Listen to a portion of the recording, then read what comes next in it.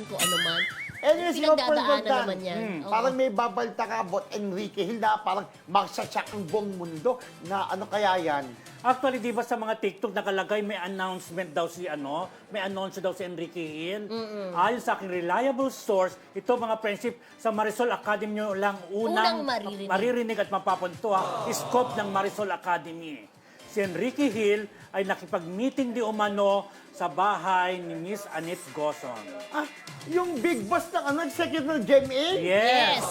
At ang balita, Wow. gagawa siya ng pelikula sa Jamie Films kasama sina Ruro Madrid, Kylie Padilla, at Derek Monasterio ayon sa aking reliable source. So ayan kung totoo man yan, dito niyo po unang narinig at Oo. napan sa Marisol Academy. Pero si Enrique, Wala. pwede Enrique. Enrique.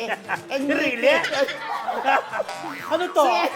Mali mo naging, hindi sabi ko, si Enrique, natuto ako na until now, boy. Pwede pa naman ako tapos Okay. Si Senator Enrique, boy pa, thank you Lord. Pero si Enrique Hill, parang nakakagulat na, lumipat na. Kasi pagkaganyan may gagawin sa GMA7 na pelikula, ibig sabihin, pwede na rin siyang mapanood sa GMA7. At Kasi ito wala pang nang scope po- friendship Oo. Sa Finland gaganapin ang taping. Ay, bongga. Ay, bongga. Bongga.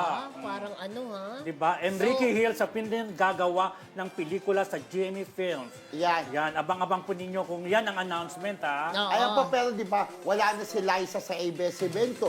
Parang inisip din ni Enrique na, ba't mag-isip ako sa ABS? Wala na naman yung love ko. At yung kalapit. Kaya siguro, nag-decide na siya na lumipat sa GMA. Wala na rin naman Yun siya ay kung totoo. sa Star Pero Magic. isa si Enrique sa pinakasikat na alaga ng ABS-CBN. Oh, yan pa rin sa video, di ba nakikita? Yes. May announcement this week, sabi. Correct. At nag-birthday siya sa Guys.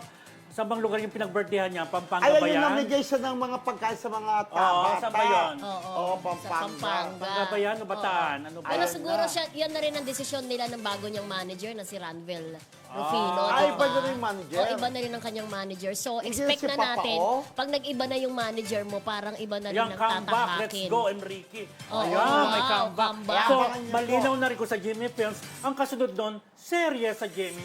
Di ba? Yeah. Pwede For rin. sure. Oo, kasi wala naman siyang kontrata na. Anyways,